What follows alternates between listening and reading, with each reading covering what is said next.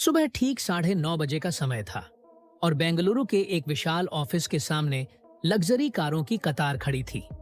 कारों के दरवाजे खुलते ही लोग उतरते थे, जिनके कपड़ों में सूट, टाई और चमकते जूते थे। हर किसी के चेहरे पर तेजी से आगे बढ़ने और सफल होने की तीव्र इच्छा साफ दिख रही थी। उसी भीड़ में एक युवक बहुत शांत कदमों से चलकर ऑफिस के मुख्य गेट की ओर बढ़ रहा था। उसके कंधे पर एक पुराना बैग लटका था। कपड़े हल्के से सिकुड़े हुए थे और जूते इतने घिसे हुए कि लगता था कई सालों से चलते आ रहा है। उसका नाम था राहुल। कोई भी उसकी ओर ध्यान नहीं देता था, क्योंकि सबकी नजर में वह एक साधारण कर्मचारी था। लेकिन असल में राहुल साधारण नहीं था। वह उस कंपनी का असली वारिस और भविष्य का मालिक था। विदेश में पढ़ाई पूरी करके वह हाल ही में भारत लौटा था और एक बड़ी कंपनी में इंटर्नशिप भी कर चुका था। लेकिन उसने अपनी पहचान छिपाने का फैसला किया, ताकि यह जान सके कि अगर उसे कंपनी की जिम्मेदारी लेनी है तो सबसे पहले उसकी टीम कैसी है, कौन ईमानदार है, कौन चापलूसी करता है और कौन अपने पद के अहंकार में मानवता भूल गया है। इसी उद्देश्य से उसने एक साफ सफाई कर्मचारी का भेष धारण किया। हाथ में झाड़ू लेकर कमर झुकाए वह ऑफिस के अंदर प्रवेश कर गया। गेट पार करते ही उसे तेज कदमों की आवाज सुनाई दी। एक महिला हाई हील्स पहने उसकी ओर तेजी से बढ़ रही थी। उसका नाम था प्रीति और वह कंपनी की असिस्टेंट मैनेजर थी। वह कठोर स्वभाव वाली और अपने अधीनस्थ कर्मचारियों पर सख्ती करने के लिए जानी जाती थी। राहुल को देखते ही प्रीति की आंखें सिकुड़ गईं। उसने ऊपर से नीचे तक उसे नजरों से परखा और कठोर स्वर में बोली, "यहाँ क्यों खड़े हो? अभी सब साफ करो। ये तुम्हारा खड़ा रहने की जगह नहीं है।" राहुल ने सिर झुका लिया और एक पल के लिए उसके सीने में हल्का दर्द महसूस हुआ, लेकिन उसने चेहरे पर शांति बनाए रखी। वह चुपचाप झाड़ू उठाकर एक कोने में हट गया। यह अपमान सहना उसके लिए आसान नहीं था, लेकिन वह जानता था कि उसका असली मकसद कुछ और है। यह कोई खेल नहीं, बल्कि एक बड़ा इम्तिहान था, जिसमें सफल होना उसके लिए जरूरी था। जाने से पहले प्रीति ने व्यंग्य से कहा, "हाँ, यहाँ पुराने साफ सफाई कर्मचारी की तरह आलसी मत दिखना, नहीं तो ज्यादा दिन टिक नहीं पाओगे।" उसकी बात सुनकर आसपास के कुछ कर्मचारी मुस्कुरा उठे। कुछ चुपके से हंसे और कुछ अपनी फाइल से मुंह छिपाकर चले गए। किसी ने भी यह नहीं सोचा कि जिसे वे साधारण साफ सफाई कर्मचारी समझ रहे हैं, कल वही उनके भाग्य का फैसला करेगा। राहुल ने झाड़ू से फर्श पर एक निशान बनाया और मन ही मन प्रतिज्ञा की कि वह सब कुछ देखेगा, सब कुछ सहन करेगा और सही समय पर सच्चाई सबके सामने लाएगा। खाने के समय का माहौल रोज की तरह हलचल से भरा था। कुछ कर्मचारी जोर जोर से हंस रहे थे, कुछ हाथ में कॉफी का मग लेकर गपशप कर रहे थे। राहुल चुपचाप झाड़ू लेकर एक कोने में सफाई के काम में जुटा था। उसकी आंखें फर्श पर थीं, लेकिन कान हर बात सुन रहे थे। अचानक एक महिला जोर से हंसकर इशारा करके बोली, "अरे देखो, नया साफ सफाई कर्मचारी एकदम देहाती लग रहा है। लगता है जिंदगी में पहली बार किसी बड़े ऑफिस में आया है।" उसके पास बैठी एक और लड़की तुरंत बोली, "हाँ, लगता है लिफ्ट का बटन दबाना भी नहीं जानता।" उनके साथ बैठे एक और कर्मचारी ने और अपमान जोड़ते हुए कहा, "कल फिर से हमारे साथ कैंटीन में खाना मांगने न आना।" सबकी हंसी एक साथ गूंज उठी। माहौल में घृणा और अहंकार की गंध फैल गई, लेकिन राहुल ने सिर नहीं उठाया। उसके होठों पर एक हल्की मुस्कान थी। वह मन ही मन सबके चेहरे याद कर रहा था। वह जानता था कि ऐसे पल ही असली परीक्षा है, जहां इंसान का चरित्र समझ में आता है। वह सबके असली रूप को मन में उतार रहा था। कुछ देर बाद सब अपनी हंसी और कॉफी का मग खत्म करके खाने के कमरे से चले गए। राहुल अभी भी सफाई के काम में लगा था। उसके अंदर कहीं गुस्से की चिंगारी जल रही थी, लेकिन उसने अपने मन को शांत किया। वह जानता था कि अगर वह भावुक हो गया तो उसकी पूरी योजना बर्बाद हो जाएगी। उसे धैर्य और समझदारी से आगे बढ़ना होगा। सायंकाल ढल रहा था। ऑफिस के बाहर एक चमकदार लग्जरी कार रुकी। राहुल ने दूर से देखा कि प्रीति फोन पर बात करते हुए कार में सवार हो रही थी। उसके चेहरे पर अहंकार और दिखावे की झलक साफ थी। उसकी फोन पर कही बात राहुल के कानों तक पहुंची। "हाँ हनी, आज रात मुझे किसी 5 स्टार रेस्टोरेंट में ले जाओ। किसी सस्ते कैफे में मैं नहीं जा सकती। राहुल ने एक पल के लिए उस दृश्य को ध्यान से देखा, फिर आंखें नीचे कर ली। उसके मन में एक ही विचार आया कि यह अहंकार ज्यादा दिन नहीं चलेगा। सत्ता और पद हमेशा इंसान को नहीं बचा सकते। एक दिन सच्चाई सबके सामने आएगी। राहुल शांत कदमों से ऑफिस से बाहर निकल गया। सायंकाल की ठंडी हवा उसके थके शरीर को छू गई, लेकिन उसकी आंखों में एक दृढ़ संकल्प की चमक थी। यह एक लंबे खेल की शुरुआत थी, जहां हर झूठ, हर अहंकार और हर अन्याय का पर्दाफाश होना था। फर्श अभी भी गीला था। अचानक प्रीति की कठोर आवाज गूंजी, यह सफाई तुमने की है क्या? फर्श अभी भी गीला है। अगर कोई फिसल कर गिर गया तो क्या तुम्हारी बुद्धि में कुछ नहीं? राहुल ने सिर झुका लिया और चुपचाप फिर से फर्श साफ करने लगा। आसपास खड़े कुछ कर्मचारी एक दूसरे की ओर देखने लगे। किसी के मन में शायद थोड़ी सहानुभूति आई, लेकिन किसी ने मुंह खोलने की हिम्मत नहीं की। उन्हें पता था कि प्रीति के सामने बोलना मतलब अपनी मुसीबत बुलाना है। सब ने आंखें हटाकर अपने काम में लग गए। इन दिनों राहुल की मुलाकात हुई एक पुराने साफ सफाई कर्मचारी विजय से। विजय कई सालों से कंपनी में काम कर रहा था। वह एक साधारण और सीधा इंसान था, कम बोलता था, लेकिन उसका मन बहुत साफ था। वह हमेशा कड़ी मेहनत करता था और किसी से झगड़ा नहीं करता था। कर्मचारी अक्सर उसका मजाक उड़ाते थे। कोई उसे बूढ़ा साफ सफाई कर्मचारी कहता, कोई उसके कपड़ों पर तंज कसता, लेकिन विजय कभी कुछ मन में नहीं रखता था। राहुल ने विजय में एक अलग तरह की चमक देखी। वह उसके साथ काम करते हुए पूछा, भाई, आप इतने सालों से यहाँ हैं, लोग जब इस तरह अपमान करते हैं तो आपको बुरा नहीं लगता? विजय हंसकर बोला, सम्मान ऊपर से मिलता है। जो आज हंस रहे हैं कल भूल जाएंगे, लेकिन अगर हम अपना काम ईमानदारी से करें तो मन शांत रहता है। ये शब्द राहुल के मन को छू गए। उसने महसूस किया कि यह इंसान शारीरिक रूप से कमजोर दिखता हो, लेकिन असल में सबसे मजबूत है।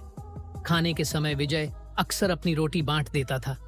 एक दिन उसने राहुल को आधी रोटी देकर कहा, ले बेटा, तुम भी खा लो, मैं तो अकेला हूं, मेरा चल जाता है। तुम जवान हो, तुम्हें ज्यादा ताकत चाहिए। राहुल की आंखों में हल्का पानी आ गया। उसने मन ही मन सोचा कि अगर कंपनी में किसी को सबसे पहले न्याय मिलना चाहिए तो वह विजय है। वह विजय के चरित्र की मजबूती और मन की कोमलता का कायल हो गया। उसी पल राहुल ने अपने आप से वादा किया कि वह एक दिन न सिर्फ विजय बल्कि हर उस इंसान के हक को लौटाएगा जिसे यहाँ सालों से दबाया गया है। लेकिन वह जानता था कि अभी वक्त नहीं आया। उसे और बहुत कुछ सहना होगा और सही मौके की प्रतीक्षा करनी होगी। दिन बीतते गए और राहुल ऑफिस के हर कोने में होने वाली घटनाओं को बारीकी से देखने लगा।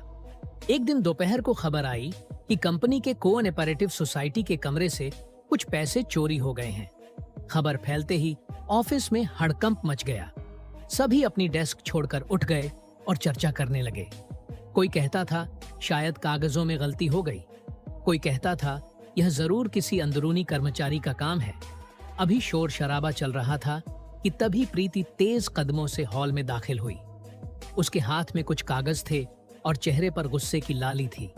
उसने सबके सामने जोर से कहा, मुझे पता है पैसे किसने चुराए। ये काम किसी और का नहीं बल्कि विजय का है।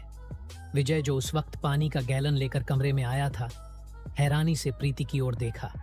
उसकी आवाज कांप उठी, मैडम, मैंने कुछ नहीं किया, मैं तो सिर्फ पानी रखने आया था, पैसे के बॉक्स को हाथ भी नहीं लगाया।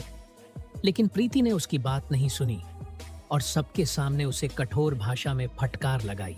बोली, बंद करो, तुम जैसे लोग ही कंपनी की बदनामी का कारण बनते हो, तुम्हें तो यहां से निकाल देना चाहिए। आसपास खड़े कर्मचारी चुप थे। किसी ने हिम्मत नहीं की कि विजय के पक्ष में एक शब्द बोले। सब जानते थे कि प्रीति का बड़े अधिकारियों से अच्छा रिश्ता है और उसके साथ उलझना मतलब अपनी नौकरी को खतरे में डालना है। मानव संसाधन विभाग HR को तुरंत सूचित किया गया और उन्होंने विजय को सख्त चेतावनी दी। विजय का चेहरा फीका पड़ गया। वह चुपचाप सिर झुकाए कमरे से बाहर चला गया। राहुल ने दूर से यह दृश्य देखा। उसका मन टूट गया। वह जानता था कि विजय निर्दोष है, लेकिन सबने सिर्फ आंखें फेर लीं। रात को जब ऑफिस खाली हो गया, राहुल चुपचाप सिक्योरिटी रूम में गया।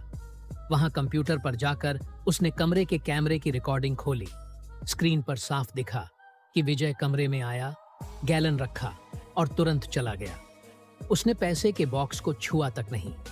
यह देखकर राहुल ने राहत की सांस ली, लेकिन साथ ही उसके मन में गुस्से की आग भड़क उठी। उसने तुरंत वीडियो को कॉपी करके अपने पास रख लिया और खुद से कहा, वक्त बदल रहा है, यह अन्याय ज्यादा दिन नहीं चलेगा। यह रात राहुल के लिए बहुत महत्वपूर्ण थी। उसने तय किया कि वह अब सिर्फ दर्शक नहीं बनेगा, बल्कि बहुत जल्द इस व्यवस्था को तोड़ देगा। अगले दिन सुबह ऑफिस में एक अलग तरह की शांति थी। सब जानते थे कि कुछ बड़ा होने वाला है। ठीक उसी समय ऑफिस के मुख्य गेट पर एक काली लग्जरी कार आकर रुकी। कार से एक स्मार्ट युवक उतरा। उसके कपड़ों में चमकता सूट था, आंखों पर स्टाइलिश सनग्लास और चेहरे पर एक अनोखी दृढ़ता थी। सब हैरान होकर देखने लगे, क्योंकि यह युवक कोई और नहीं बल्कि राहुल था। लेकिन अब वह अपने असली रूप में था। ऑफिस के गेट पर खड़े गार्ड और अन्य कर्मचारी हैरानी से देखते रह गए।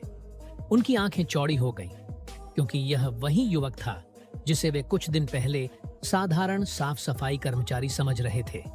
राहुल शांत कदमों से अंदर गया। उसके साथ उसका पर्सनल असिस्टेंट भी था, जो हाथ में एक फाइल लिए तेजी से उसके पीछे चल रहा था। वे दोनों मीटिंग हॉल की ओर बढ़ गए। वह हॉल जहां कंपनी की सभी बड़ी मीटिंग होती थी, और आज वहां सबके लिए एक खास मीटिंग बुलाई गई थी। मीटिंग हॉल में सब एक एक करके दाखिल होने लगे। प्रीति एक बड़ी मुस्कान के साथ राहुल का स्वागत करने के लिए आगे बढ़ी, लेकिन वह अभी भी राहुल को नहीं पहचान पाई। उसने सोचा कि शायद यह कोई बड़ा निवेशक या विदेशी मेहमान है। प्रीति बोली, सर, मेरा नाम प्रीति है, मैं असिस्टेंट मैनेजर हूं। आपको इस कंपनी में स्वागत है। राहुल ने उसकी ओर देखकर हल्की मुस्कान दी। वह मुस्कान प्रीति के लिए अपरिचित थी, लेकिन उसमें एक मौन व्यंग्य था। राहुल ने शांत स्वर में कहा, धन्यवाद प्रीति, लेकिन तुम्हें अपनी पहचान बताने की जरूरत नहीं, मैं सब जानता हूं। प्रीति हैरान होकर देखती रह गई। उसी पल राहुल ने अपने असिस्टेंट को इशारा करके कहा, अब मीटिंग शुरू करें। सभागार की शुरुआत में राहुल ने एक बड़ा स्क्रीन ऑन किया। स्क्रीन पर वह सीसीटीवी फुटेज चलने लगा, जिसमें विजय पर झूठा चोरी का आरोप लगाया गया था। सब हैरान होकर देखते रहे कि प्रीति ने कैसे एक निहत्थे इंसान को सबके सामने अपमानित किया। फुटेज में साफ दिखा कि विजय सिर्फ पानी का गैलन रखकर चला गया था और उसने पैसे के बॉक्स को छुआ तक नहीं। वीडियो खत्म होने पर हॉल में सन्नाटा छा गया। राहुल ने गंभीर स्वर में सबको संबोधित किया, पिछले कुछ दिनों से मैं यहाँ था, सिर्फ एक साधारण इंसान के रूप में नहीं, बल्कि इस संस्थान के भविष्य के रूप में मैं देखना चाहता था कि मेरी इस फैमिली में कौन ईमानदार है और कौन सिर्फ सत्ता के पीछे भाग रहा है। मैंने देखा कि यहाँ कुछ लोग अपने अहंकार और झूठे घमंड की वजह से दूसरों को कितना नीचा दिखा सकते हैं। देखा कि कैसे एक ईमानदार और मेहनती इंसान पर आरोप लगाया गया। प्रीति का चेहरा सफेद पड़ गया। वह डर से कांप रही थी। वह राहुल की ओर देखकर कुछ नहीं बोल पाई। राहुल ने फिर विजय को बुलाया। विजय अभी भी डरते डरते सभागार में आया। उसके पुराने कपड़े और चेहरे पर वही पुराना डर था। राहुल मुस्कुराते हुए उसके पास गया और बोला, भाई विजय, आज से आप इस कंपनी के लॉजिस्टिक कोऑर्डिनेटर हैं। यह आपकी ईमानदारी और मेहनत का इनाम है। आप एक सच्चे इंसान हैं। मैं आपको सम्मान देता हूं। विजय की आंखों में आंसू आ गए। उसके चेहरे पर खुशी और कृतज्ञता का भाव था। उसने राहुल को धन्यवाद दिया और चुपचाप रोने लगा। इसके बाद राहुल ने सबकी ओर देखकर कहा, जिनमें मानवता और ईमानदारी की कमी है, उनके लिए इस कंपनी में कोई जगह नहीं होगी। इसके परिणाम स्वरूप प्रीति को कंपनी से निकाल दिया गया। राहुल ने बाद में प्रीति से निजी तौर पर मिलकर कहा, जिंदगी यहीं खत्म नहीं होती, तुम्हें अभी भी बदलने का मौका है। अहंकार अस्थायी सम्मान देता है, लेकिन आखिर में सब कुछ छीन लेता है। फिर एक कार्ड देकर बोला, हमारे पास एक ट्रेनिंग प्रोग्राम है, अगर चाहो तो उसमें शामिल हो सकती हो, वहां से नई शुरुआत कर सकती हो। प्रीति तब समझ गई कि उसने क्या गलती की। उसकी आंखों में आंसू आ गए। उसने सिर झुकाकर राहुल को धन्यवाद दिया और चली गई। अगले दिन से सब कुछ बदल गया। कर्मचारी कंधे से कंधा मिलाकर काम करने लगे। उन्होंने समझ लिया कि इंसान की असली पहचान उसके पद, पैसे या कपड़ों से नहीं, बल्कि उसके चरित्र और मानवता से होती है। कभी किसी को छोटा मत समझो, क्योंकि कौन जाने किसके पास क्या छिपी प्रतिभा या पहचान है। अगर कहानी पसंद आई हो तो हमारे चैनल को सब्सक्राइब करना न भूलें। अगले वीडियो में मिलते हैं।